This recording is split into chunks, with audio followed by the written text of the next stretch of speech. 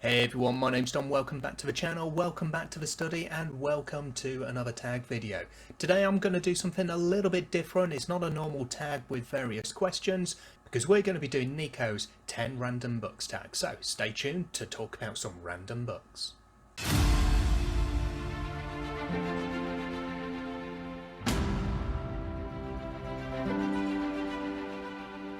Okay, so as I say, this one's going to be a slightly different tag video because there's no questions involved. I saw a few days ago Niko from Niko's Book Reviews did a video talking about random books picked off his shelf and has formalised it into a tag which I'm taking along for this video today. And if I'm going to follow Niko's lead directly, I'll then talk about each of those books for no less than a minute. So there's all the intro out of the way, let's get into picking some books, and I'm just going to generate the numbers to randomise the ranking in my Excel spreadsheet. So starting off then, and we've got bookcase 2, shelf 2, book 11, so I don't need to go too far for that one. If I can squeeze it off the shelf. So this one, we have got James Barclay's Dawn Thief. This one, I'm going to say this for a lot of the books I'm pretty sure that I'm going to talk about today. I read this quite a while ago. I've been reading fantasy for something like 25 years, and some of these books, because I'm not a rereader, some of these books I've read many years ago. This one we're probably talking 15 to 20 years ago. I really enjoyed this one though. It's book 1 in the Chronicles of the Raven. We've got a kind of band of mercenaries. Let's get it so you can actually see the picture. And if that doesn't come out very well, I'll just digitally add a picture of the cover in the space there. But I really enjoyed this one. It's a band of mercenaries called the Raven, and basically Dawn Thief, the title of the book, is a spell. They've got to, I think they've got to find this spell and cast it, and the casting of the spell will destroy the world. So they've got that kind of decision to make. If they can find the spell in the first place, do they actually use it or not? Obviously there's a reason that they need to use it, but they know that if they do, it's kind of going to break the world, what's going to happen after that, and so forth. Second and third books in this series, I can't remember the names of. Night Child and Noonshade, I think. Something along those lines. They're on my other bookshelf because they're a different size, so I've kept them separate. But I really enjoyed this series. I didn't get on with the follow-up series quite so much, but definitely recommend it. This is a guy who's heavily influenced by David Gemmell as one of his heroes, and it's good classic British fantasy. It's a good solid trilogy, and yeah, definitely recommend this one if you're looking for something kind of along the David Gemmell lines, but maybe with a little bit more kind of in-your-face magic to it. So that's book 1 out of the way. What have we got for book 2? We're going over to my other bookcase. So bookcase 1, shelf 5, book 9. And this gives me the opportunity to pay tribute to Abby Salter in one of her recent videos. Behold, for I have legs.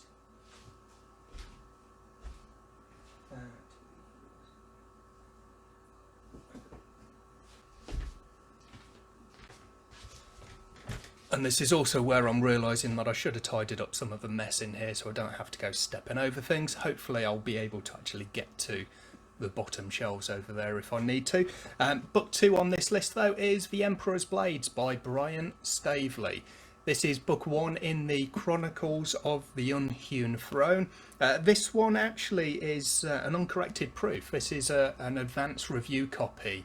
The storyline I thought was really good. We're talking about basically a band of kind of warriors, I guess. It's kind of an elite fighting force, and they are called the Ketrel, or this kind of overall force is a Ketrel, and we're looking at one particular, I think they call them wings. So first of all, Ketrel are a massive, absolutely massive kind of bird of prey.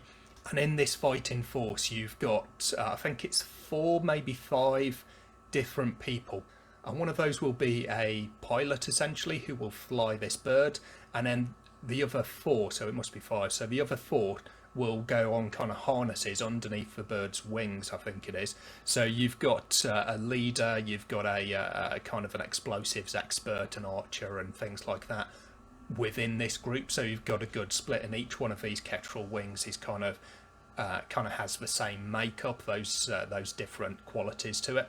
But yeah, we're dealing with one particular wing in the Ketrel, and it's one of the Emperor's sons. And then in different storylines we deal with his other son and also his daughter, as they're all kind of fighting against various forces that are trying to, I guess, overthrow the Empire and kind of decide, I guess, who's going to be next in line to actually take over when the Emperor himself does die.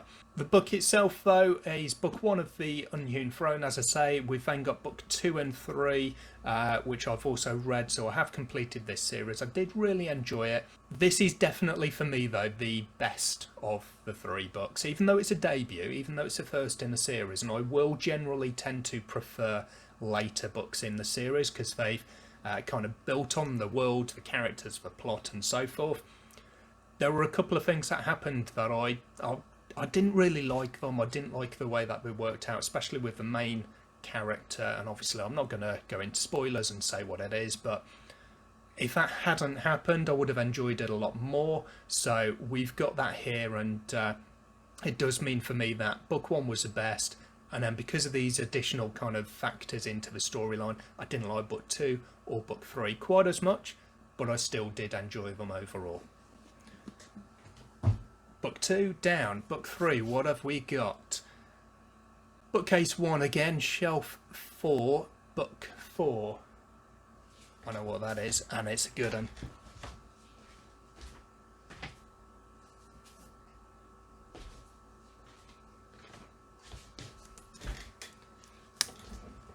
My baby. So this is Raph by John Gwynne, book 4 in the Faithful and the Fallen series, and I say this is my baby. I am disappointed with this particular physical copy, purely because although it's the beautiful hardback, this is not my original. I lent it to a friend and he's lost it. So this one is actually, I did manage to buy a library copy, so it's got the print on the side there, but I had to get a library copy to replace it. All I had was the dust jacket, so I left that here for its protection, and the book inside is not the original, it's a library copy, so I'm very disappointed with that. But this is perhaps my favourite book of all time. I love the series. John Gwynne is one of my favourite authors. I've read all of the books that he's written, and I loved basically all of them, some obviously more than others. Raph is absolutely amazing. Faithful and the Fallen itself is my favourite series, I would say, and I think Raph is my favourite book within the series. Every so often I sort of interchange between Raph and Ruin, because they're both absolutely fantastic books. But if there's anyone left out there watching the channel who hasn't read Faithful and the Fallen, pick them up. Definitely recommend them. What's next? Back to bookcase 2, shelf 4, so we're going Discworld 14. 2, 4, 6, 8. Lords and Ladies. And we've got here the original, is it Josh Kirby? I think it was doing the, yeah, Josh Kirby doing the cover illustrations at this point. So really fantastic, colourful, really characteristic cover design there. This is one of the ones definitely that I will say I cannot remember a lot about because I read it so long ago. We're talking literally 20 to 25 years on this one, because it's the Discworld series is one of the first series I was reading when I was in my mid-teens. But this is one of the Witches series, so we're dealing with Granny Weatherwax and co. That's Nanny Og and Magrat. Yeah, it's a really good series for Discworld. I can't remember too much about individual books in there because most of them I did read so long ago, and because there are 41 of them and I've read 30, 35 of those, they do kind of mix in together over time. Again, definitely a recommended series. It's not one of my top series because I kind of feel like I've maybe grown out of Discworld a little bit. I'm reading more epic fantasy, and this is more light-hearted, a bit satirical, and definitely a good time though. So with this one, I did notice, let's see if it's in here. Yeah, the same as one of the books that I was looking through the other day. It does start off on a really sad note because inside you've got the photo of Sir Terry Pratchett and a little bit of his biography, and it starts with Terry Pratchett was born in 1948 and is still not dead. Sad times.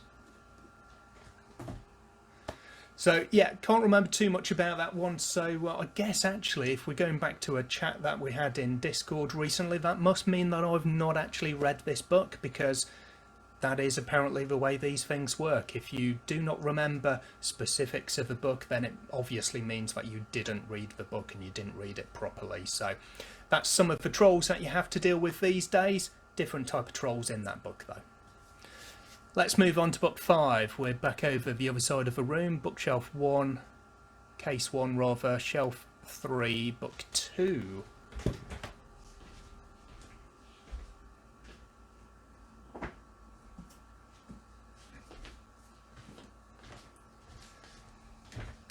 Or into my Brandon Sanderson half shelf. This one is The Well of Ascension, which is Mistborn book 2. The nice UK covers that I've got here. So these do look quite nice all together on the shelf. We've just got a kind of, the first half of that shelf is just white spines sticking out there for the various books in the Cosmere. I really enjoyed Mistborn, The Well of Ascension being book 2. I don't know that I've got favourites amongst them. I rank the series as one that I really rate. It's probably in my top 10, but I don't know that I could kind of rank the books within the series. But I did really enjoy Mistborn. I thought it was a really interesting story, some really interesting characters, and I guess a lot of people will always say this, so it gets a bit old maybe, but one of the key things in here is the magic system. I just thought it was really interesting. I've seen some magic systems which are kind of similar. They've got kind of some of the hallmarks of Allomancy, but this was the first, at least as far as I'm concerned, first one that I read, and it was something completely new, and I really enjoyed it. It's maybe a bit too rule heavy, but sometimes you need that. Sometimes it's good to have that. You don't always have to have people talk about the hard and the soft magic systems. I don't care whether it's a hard system or a soft system, as long as I can enjoy it, and that's the key thing. And I definitely enjoyed the book overall, the series overall, but the magic system in Mistborn as well. What's that? 5 books down. Book number 6. We're going back to Discworld with this. Bookcase 2, shelf 4, book 11. So I'm not going to talk about it because it's in the same series, but that would be Reaper Man, which if I'd have picked that one out first, I actually could tell a bit more about that, because I read that one again recently. It's a rare reread. I listened to the audio for the Shelf Space Olympics readathon back in June, so at least that one would have been a little bit fresher in my mind. But we will skip it and go to bookcase 1, shelf 2, book 8.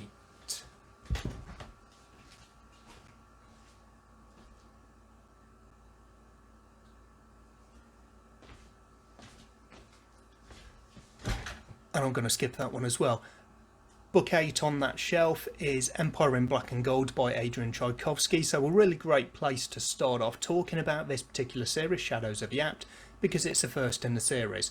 However, I have spoken about it quite a few times recently because, again, it's one of my favourite series, and also there's the read-along with the Library of Alexandria.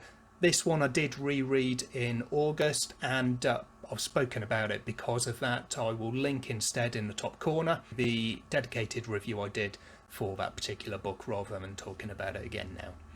So skipping ahead then, so I'm going to use a couple of my reserve slots here. 2, and then book number 6 up here.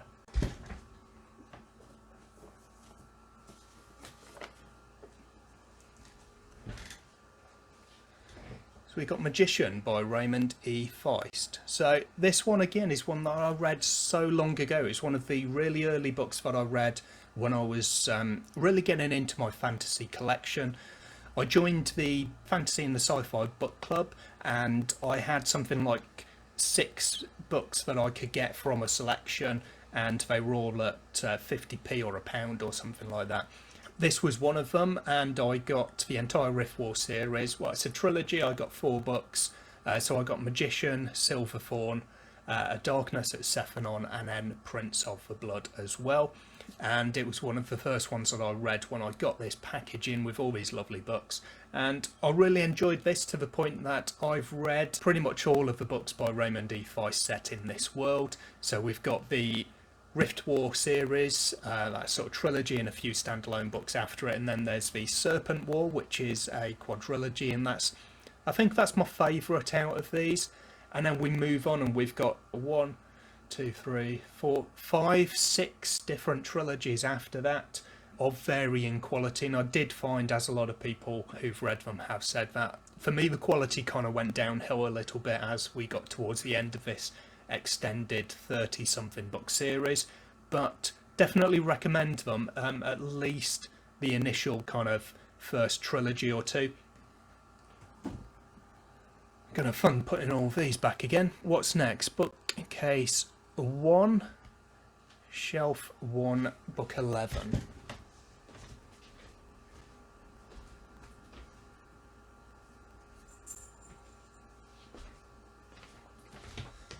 And that one was easy because that's my Wheel of Time shelf, and I've got New Spring at the start. So book 11, I've picked up book 11, that's actually the wrong one.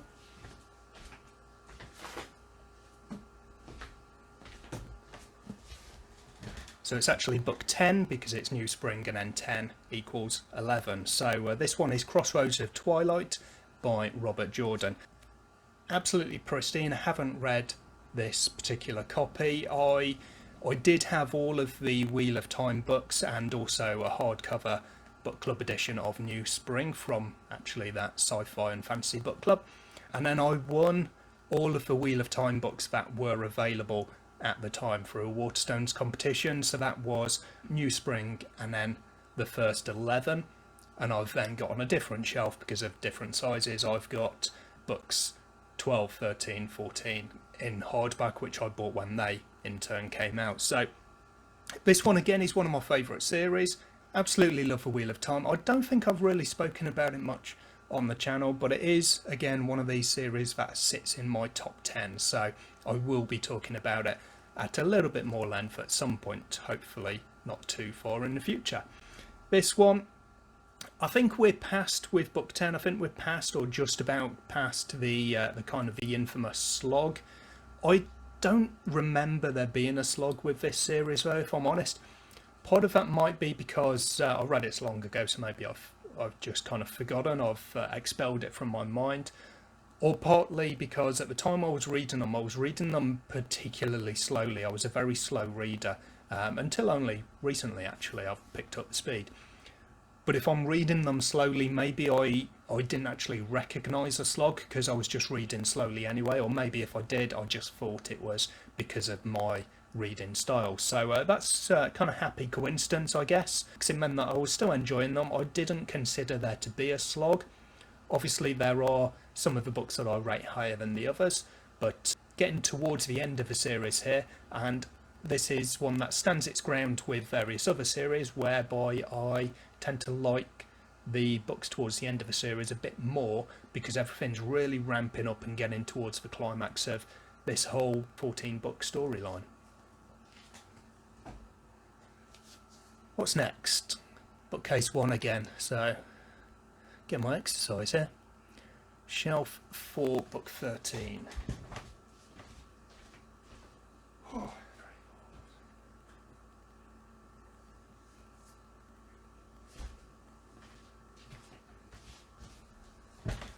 And we've got another brick of a book, look at that.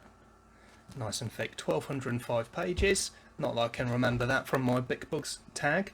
This one though is The Deed of Paxonarion by Elizabeth Moon. I did say in that tag video, I'll link it up for good measure in the corner, I really enjoyed this. It's one that's threatening my top 10 list. It might make it on there when I compile it, I don't know, but if it doesn't, it's going to be close enough for an honourable mention at the least. This one though, when I was looking at it, I did notice that a lot of the reviewers, it was a bit of a Marmite book, a lot of them really liked it like I did, and a lot really didn't. And because I really liked it, I kind of struggled to see the argument for made by those who don't like it. I just thought it was really enjoyable. It was a good classic fantasy, so maybe that's what it is. Maybe it's people who are more used to the modern fantasy, the more detailed kind of magic and things like that. They're a bit too familiar perhaps with your Brandon Sandersons, your Adrian Tchaikovskys. But this one, really, really enjoyable. I liked the character of Paxonarion. I liked the overall story, and this one is actually a trilogy. It's an omnibus edition. We've got, see if I can find the names. Sheep Farmer's Daughter is the first in the series, and then we've got Divided Allegiance and Oath of Gold all within this. So definitely a good read, and I really enjoyed ploughing my way through this 1200 page beastie. What's next? 2, 4, 30, that's my Discworld shelf again, and 30 I think was the last, the highest number that I had on that shelf, so that would have been the Science of Discworld, so at least a little bit different on there, but we will skip past it to same bookcase, shelf 1, book number 13.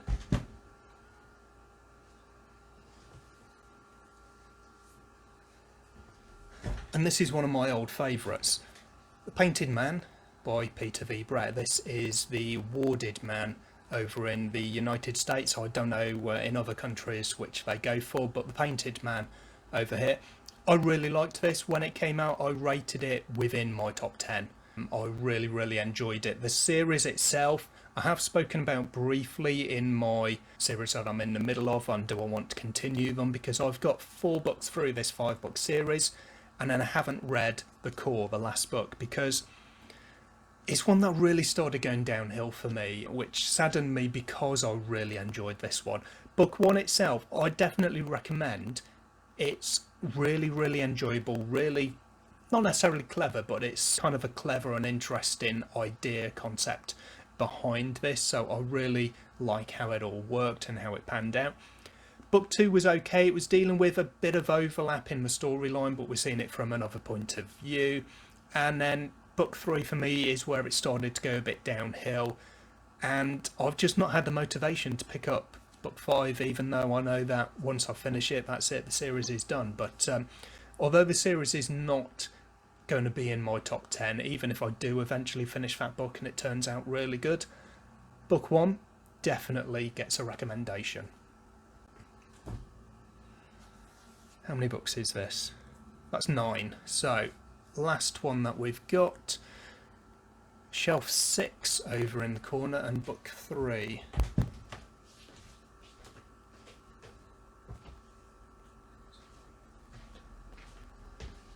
And I'll skip that because that's Towers of Midnight. So, another book in the Wheel of Time that we've already spoken about. So, we'll go back over there for shelf 3, book 9.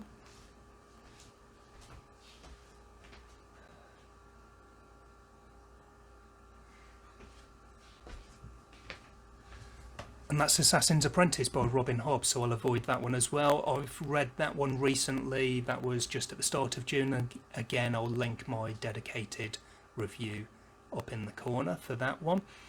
So we'll go instead to shelf 5, book number 6.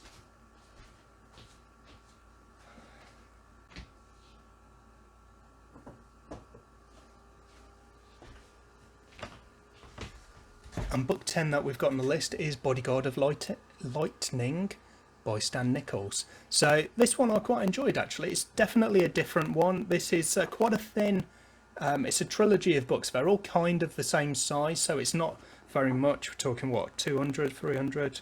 Yeah, literally a couple of pages shy of 300 here for this one. So this, the series is called Orcs First Blood, and then this is Bodyguard of Lightning. You've then got Legion of Thunder and Warriors of the Tempest are books 2 and 3. But we're dealing, as you can tell by the cover, or guess perhaps by the cover, we're not dealing with your typical human characters. This is it's kind of a pod of an orc warband, and we've got Strike, I believe. Strike with a Y is the main character. He's like the leader of this little squadron, I guess, of orcs, and there's a single random dwarf in there for, I don't know, good measure, I guess.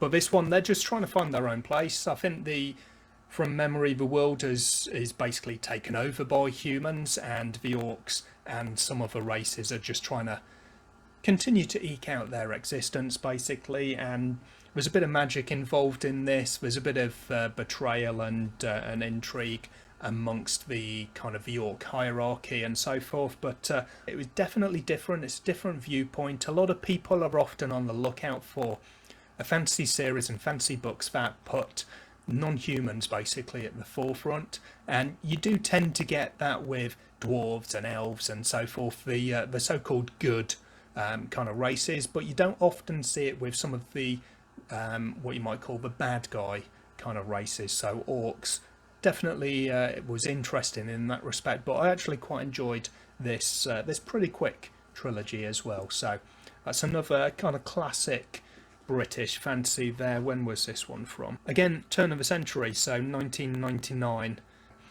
There you go, that's 10 books and a bit of a workout for me and a bit of tidying up for me to do moving forward. So drop me some comments down below if you've read any of these or if you're interested in hearing any more. If you want to do this tag, it's an open game, so make your own rules for it and away you go, knock yourselves out. I'll see you in another video soon, but until then, as always, take care of yourselves, stay safe, read some good books. Bye bye.